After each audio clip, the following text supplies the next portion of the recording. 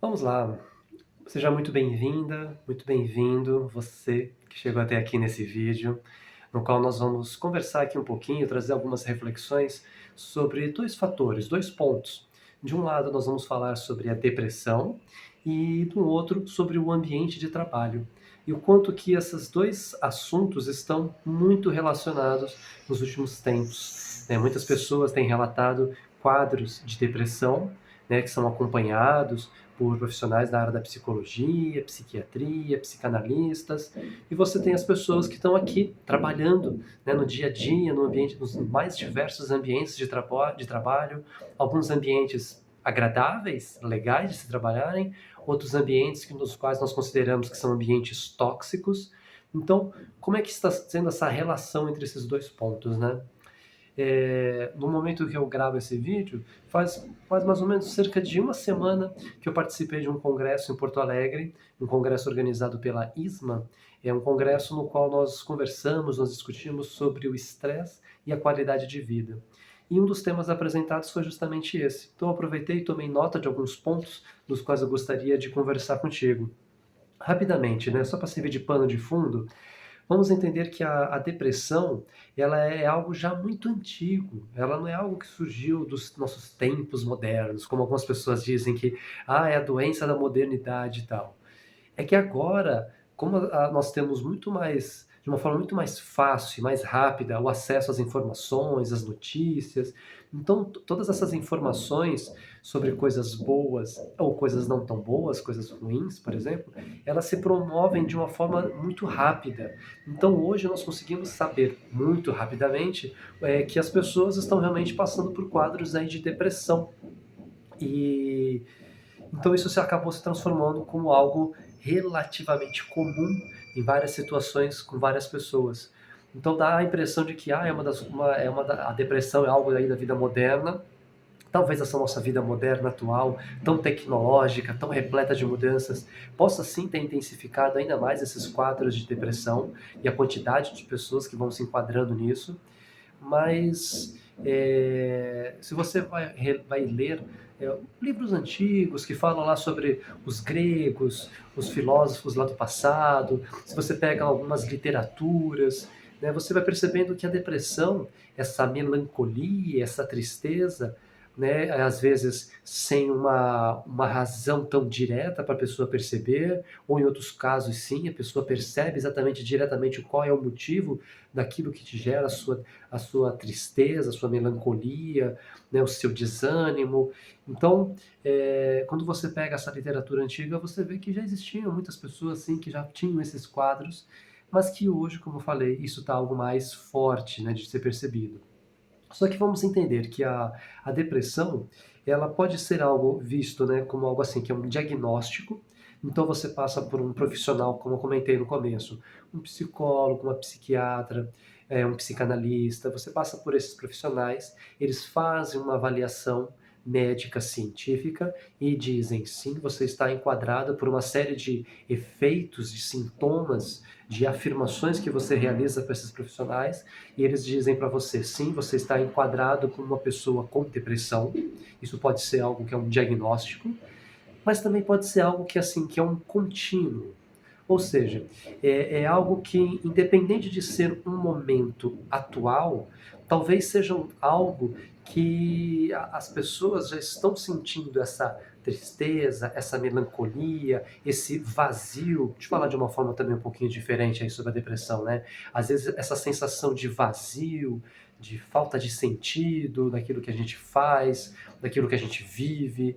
É, então, esse vazio talvez não seja algo apenas por um diagnóstico momentâneo de algo que a gente está percebendo, ou algo que um profissional está ali capacitado, treinado, é claro, está ali nos avaliando, mas talvez seja algo já de um histórico nosso.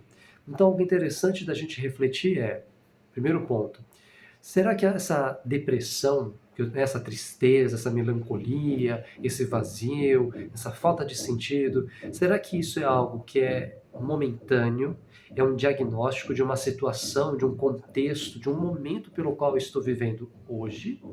Ou será que quando eu começo a fazer uma reflexão aí sobre o meu passado, sobre a minha juventude, sobre a minha adolescência, sobre a minha infância, e eu vou conversando às vezes com alguns amigos, alguns familiares, será que eu consigo já perceber que essa tristeza, essa melancolia, esse vazio já não estava ali aparecendo já há algum tempo atrás? Essa é uma reflexão para ser feita. Agora, vamos entender, virando aí a página, né, que existem também vários fatores que podem influenciar esse nosso quadro de depressão. Você tem a questão, por exemplo, familiar.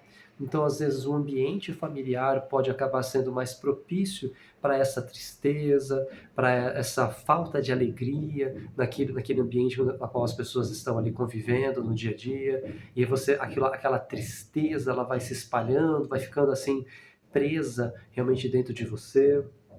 Mas lembre que também existem fatores genéticos, cada vez mais a ciência tem mostrado o quanto que há uma série de fatores hormonais, a questão alimentar, a questão de qualidade do sono, a questão da ansiedade, entre tantos outros fatores, podem sim, o estresse acumulado, podem sim estar gerando ali uma série de fatores que vão fazendo com que essa depressão ela esteja cada vez mais presente na minha vida.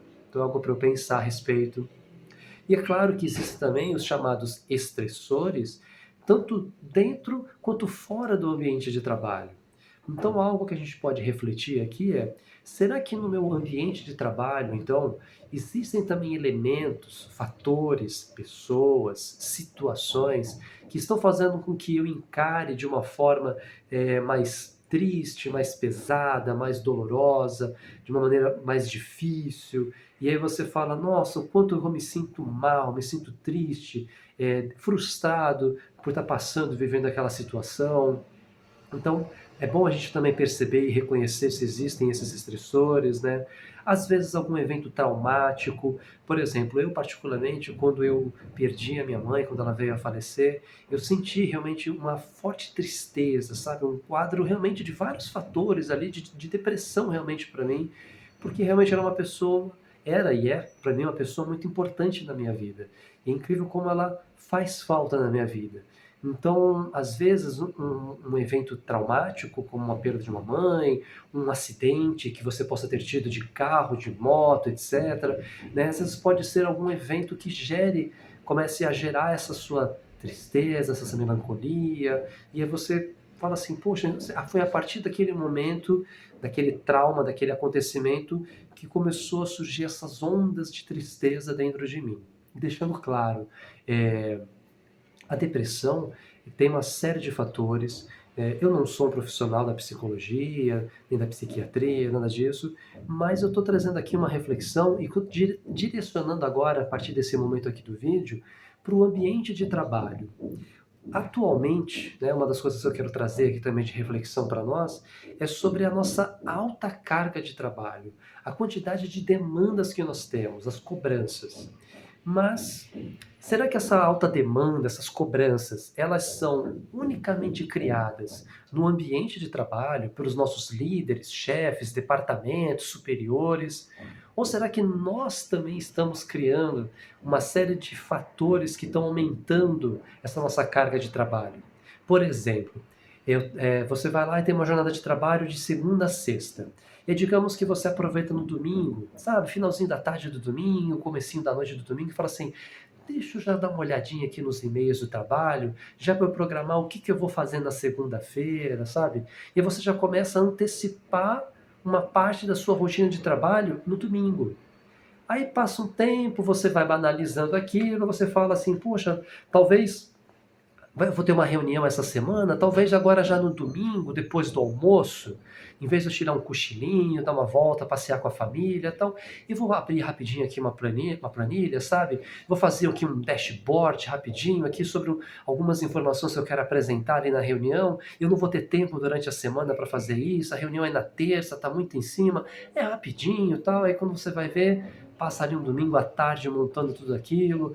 Então você vai criando o que? Cada vez mais estressores, demandas. Então, existem sim demandas que talvez sejam exageradas, criadas pelo próprio ambiente de trabalho, mas talvez nós também estejamos criando cada vez mais demandas.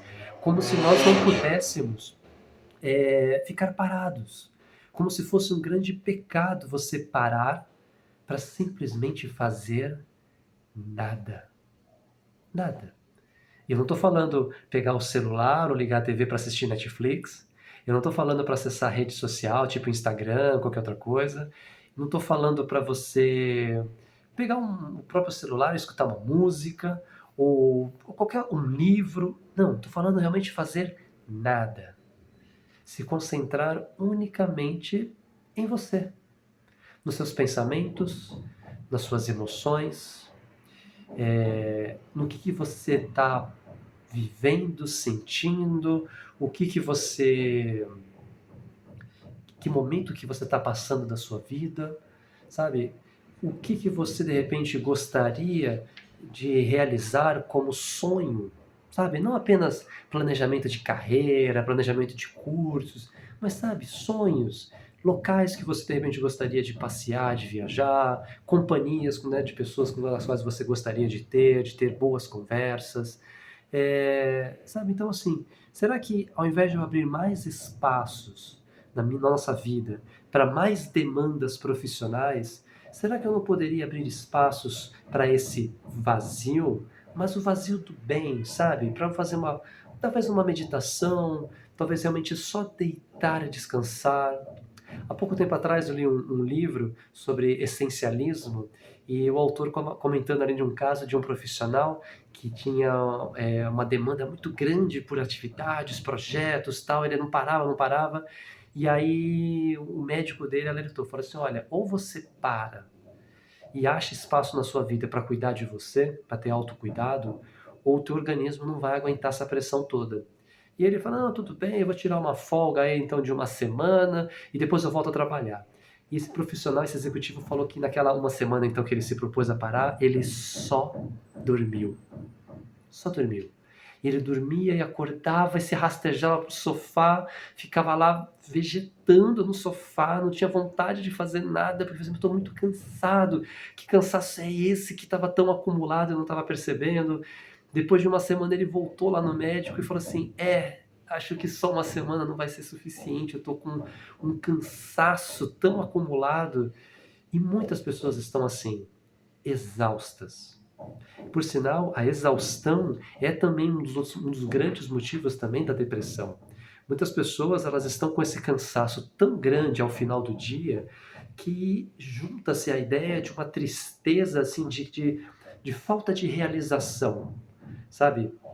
Que os americanos chamam de accomplishment, mas é a ideia de assim de realização. Fala assim, olha, qual o senso de realização que você tem ao final do dia? E muitas pessoas sentem assim, nossa, parece que eu andei, corri, trabalhei e não fiz nada. Não fiz nada. Mas na verdade eu estou cansado, estou exausto porque eu fiz coisas demais. Então, isso vai afetando cada vez mais e criando situações para que a gente tenha realmente uma série de fatores ligados a essa depressão. E essa depressão ela está ficando cada vez mais ligada com a parte ocupacional, ou seja, relacionada com as nossas atividades profissionais. Portanto, já encaminhando aqui para o final do vídeo, se você assistiu até aqui, meus parabéns. Obrigado por você ter escutado tudo isso. Espero que esteja fazendo sentido para você essa reflexão. Mas que você possa refletir também sobre isso, sobre será que eu não estou criando demandas demais na minha vida? Será que eu posso criar mais momentos de pausa para realmente descansar, relaxar? Sabe, por exemplo, será que você gosta de dançar? E será que você pode criar espaços na sua vida para isso? Para dançar? Seja numa academia, seja num baile, não sei, sabe? Será que você pode criar espaços para isso na sua vida? Será que você pode criar espaços para ficar mais tempo com a sua família? Não para discutir, não para falar sobre visões diferentes de política ou discussões de gênero, mas para falar sobre coisas legais, divertidas, piadas, brincadeiras. Brincar. Tá? É uma das coisas que ajudam demais em várias situações na vida a reduzir o estresse, a sairmos, por exemplo, de um quadro de depressão. É também você abrir espaço para o brincar, para você se divertir. Não dá para levar a vida tão a sério. Não dá. Vale a pena sim você criar espaços para isso, para você se divertir. Portanto, vou parando por aqui. Que você pense, então, em formas de criar espaços na sua vida, de momentos para você ter essa pausa, esse descanso, esse relaxamento. O que você pode fazer de atividade profissional para você, de mudança de carreira, talvez, de mudança de perfil profissional, para que você tenha mais momentos, espaços nisso, né, para você fazer nada, como eu falei há pouco tempo atrás no vídeo. E como eu falei de brincar, vou encerrar então aqui esse vídeo de uma forma que eu nem havia planejado, com uma grande brincadeira e fazendo uma careta. Para você que leva a vida tão a sério assim. Não leve tão a sério. Ria mais, se divirta mais, tá bom? Um beijo para você, fique bem, se cuide e se precisar, busca apoio profissional, busca terapia, faz muito bem terapia. Psicólogos, psicanalistas, psiquiatras, psicoterapeutas. Busca ajuda. Se precisar, não tem problema. Não é vergonha nenhuma você reconhecer que você precisa de algum apoio sim a mais e de que você está se permitindo ter essa ajuda. Aceite ajuda se for necessário, tá bom? Um abraço. Fique bem. Até um próximo vídeo.